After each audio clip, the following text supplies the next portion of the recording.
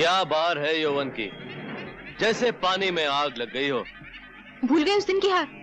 नहीं भूला, इसीलिए तो यहाँ आया हूँ उस दिन का फैसला करने।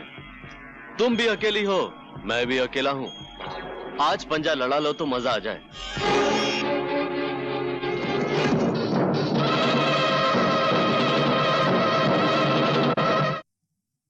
मुझे बचा लो, मुझे बचा लो।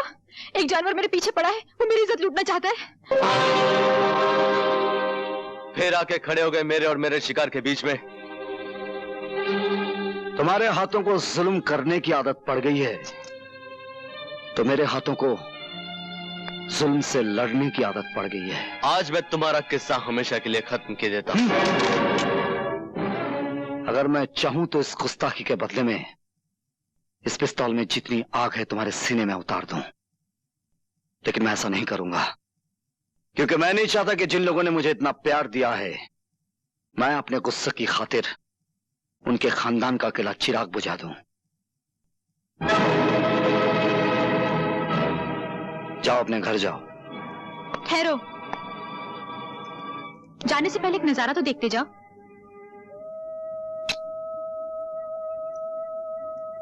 ये वो चीज है जिसके लिए तुम हमेशा तड़पोगे, लेकिन कभी पा नहीं सकोगे। मैं क्या कर सकता हूं ये तुम्हें मालूम नहीं, खाना बादोश।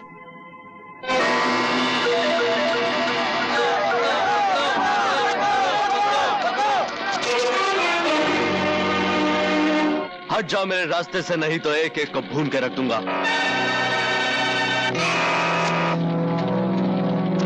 इसको रस्सी से बांध कर इसी की लगाई आग में डाल दो। सुनो मुझे।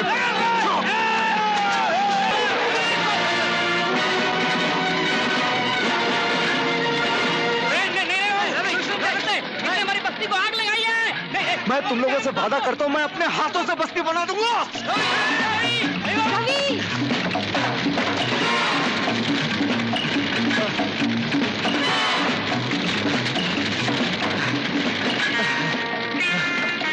जाओ, तुम निकल जाओ।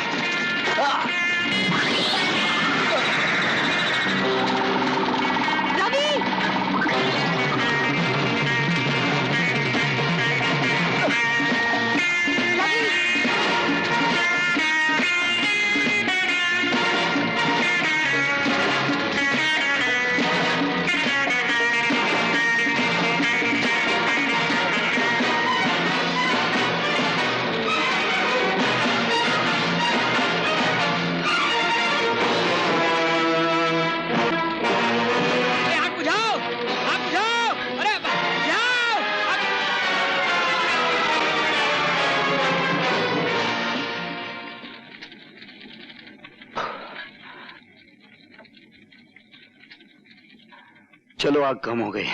अभी कहाँ कम हुई, अभी तो आग लगी है। क्या मतलब?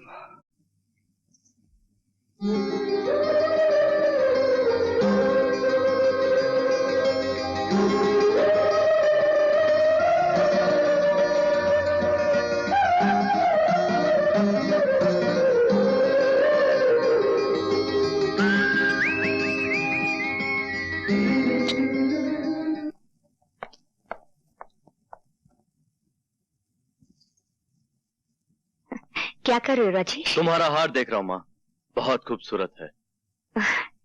ये हमारे खानदान का 9 लाख हार है। पहले इसे मेरी सास ने पहना, अब मैंने पहन रखा हुआ है, आगे चलकर हमारी बहू पहनेगी। ये क्या कर रहे हो राजेश? इसे लेकर कहाँ चल रही है? तुम्हारी बहू के गले में डालने के लिए। तुम इतने गिर गए हो कि आज तुम्हारा हाथ माँ की गर्दन तक पहुँच गया। जो आदमी नजरों से गिरा दिया गया हो, उसे क्या मालूम उसके हाथ क्या कर रहे हैं और पांव कहाँ जा रहे हैं। राजेश सुनो। शक्ति सिंह, जेल से कब छूटे? मैं जेल से छूटा नहीं, जेल तोड़ कर आया हूं। जितने दिन मैं वहां रहा, तुम्हारी तस्वीर को गले लगाता रहा, उसे चूमता रहा, लेकिन अब दिल बहलाने के लिए तुम्हारी तस्वीर काफी नहीं। मुझे अपनी बाहों में तुम्हारा रेशमी जिस्म चाहिए, तुम्हारा जालिम हुस्न चाहिए, तुम्हारी काफिर जवानी चाहिए। तुम अच्छी तरह से जानते हो मैं नाचती गाती जरूर हूँ, लेकिन अपने जिस्म का सौदा कभी नहीं करती। सौदा नहीं करती तो ना सही, खैरात ही दे दो। मैं भूखा जरूर आया हूं यहाँ, लेकिन भूखा जाऊंगा नहीं। बहुत हो गया तुम्हारी बदतमीजी का तमाशा। मैं बर्दाश्त नहीं कर सकता कि किसी मर्द का हाथ एक कमजोर औरत पर उठे, चाहे वो औरत बेश्या ही क्यों ना हो। सुन लो दोस्त, तुम वैश्य के जीने पर तो चढ़कर खुद आए थे, लेकिन जाओगे 4 कंधों पर सवार होकर।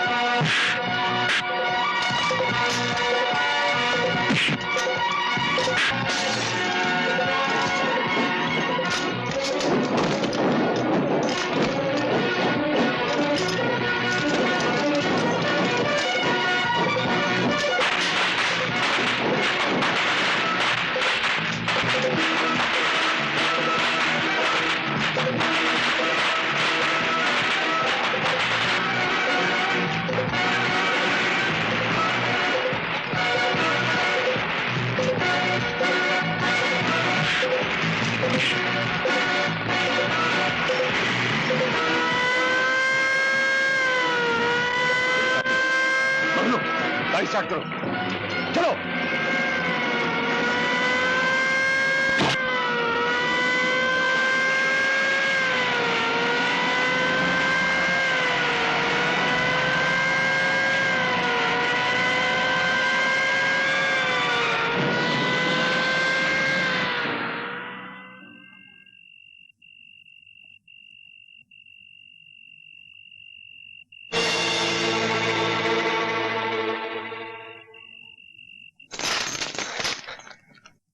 शमशेरा तुम? हाँ, उस दिन जेल में जो हमारा तुम्हारा मुकदमा शुरू हुआ था, मैं चाहता हूं कि आज उसका फैसला हो जाए। तुम्हारे सामने बंदूकें भी पड़ी हैं और तलवारें भी, जो चाहे हथियार उठा सकते हो। नहीं शमशेरा नहीं, तुमने अभी अभी मेरी जान बचाई है पुलिस से। मैं सब कुछ कर सकता हूं, तुम पर हाथ नहीं उठा सकता। हाथ उठा नहीं सकते, बढ़ा तो सकते हो। हमें तो तुम्हारी दुश्मनी भी अच्छी लगती थी और अब दोस्ती भी अच्छी लगती है। फिर एक बात बताओ दोस्त, मैं तो उस मोहल्ले में अपनी जान से मिलने गया था, तुम वहां क्या कर रहे थे? मैं अपने एक दुश्मन का पीछा कर रहा था जो उसी कोठे पर गया था।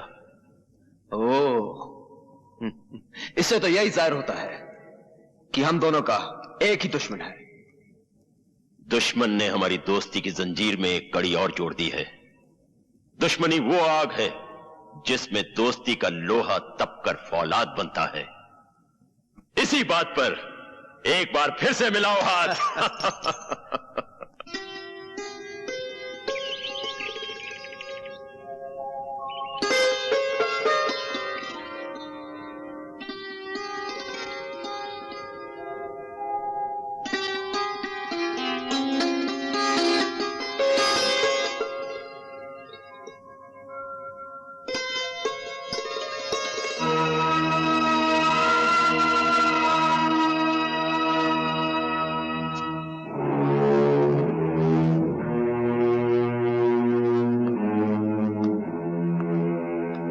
जरा सुनिए, अपनी अमानत तो लेते जाइए। अमानत? हाँ, जिस चीज को आप लेने आए थे उसे यही छोड़कर चले जाएंगे आप?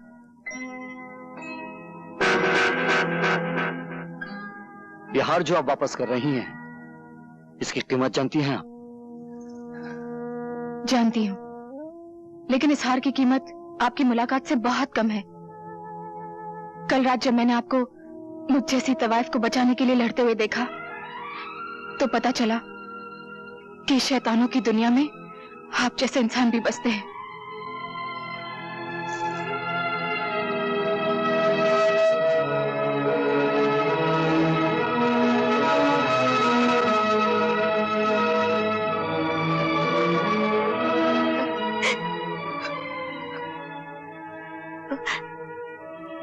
लो मां, अपना खानदानी हार।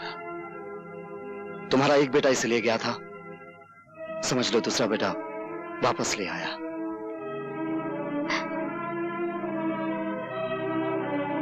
हार तो तुम ले आए हो, लेकिन इस खानदान की इज्जत कब वापस आएगी? मैंने सुना है मेरा राजेश पागल हो गया उस नाचने वाले के लिए। जिस तरह आज हाल ले आऊं मां, उसी तरह एक दिन राजेश भी आएगा। तुम्हारी आंखों से जो मोतियों की लड़ियां गिर रही हैं, उसके एक एक दाने पे मैं अपने खून की आखिरी बूंद तक कुर्बान कर सकता हूं।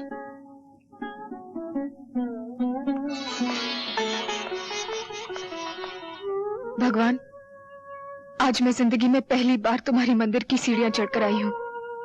ये कहने आई हूं कि ना तो मुझे तुम्हारी ये दुनिया चाहिए, न आसमान पे बिखरे हुए तारे चाहिए, और न जमीन के नीचे दबे हुए खजाने। चाहिए तो बस यही चाहिए, मुझे उस बाजार से उठा लो जिसे आज तक मैं अपनी मां की गोद समझती आई हूं, और मेरे सर पर वो आंचल डाल दो जो एक कोठे वाली को घर वाली बना सकता है।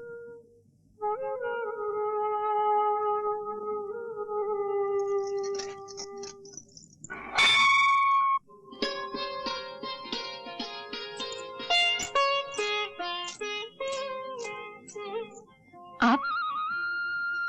तुम्हारे लिए एक छोटी सी भेंट लाया हूं, इसे कबूल कर लोगी तो समझूंगा मेरे जीवन को अर्थ मिल गया है। जीवन का अर्थ ही तो ढूंढने आई थी आज मैं मंदिर में। मुझे नहीं मालूम था कि देने वाले के हाथ इतने बड़े हैं कि भीख मांगने वालों की झोलियां छोटी पड़ जाती हैं। इसे घर जाकर खोलना। समझ लो मैं जो लाया हूं वो एक सपना है, पूर्णिमा की पिघलती हुई चांदनी का बना हुआ।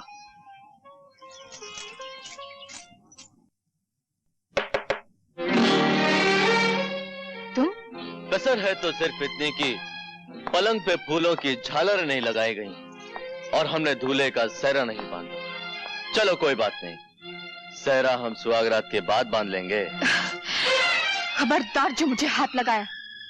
अब मैं बाजार में बैठी हुई एक तवाइफ नहीं हूं, एक शरीफ आदमी की अमानत हूं जो मुझसे ब्याह कर रहा है। अरे हम भी तो ब्याह ही कर रहे हैं तुमसे। लाओ एक चुटकी भर सिंदूर हम भी तुम्हारी मांग में भर दें। तुम समझते क्यों नहीं?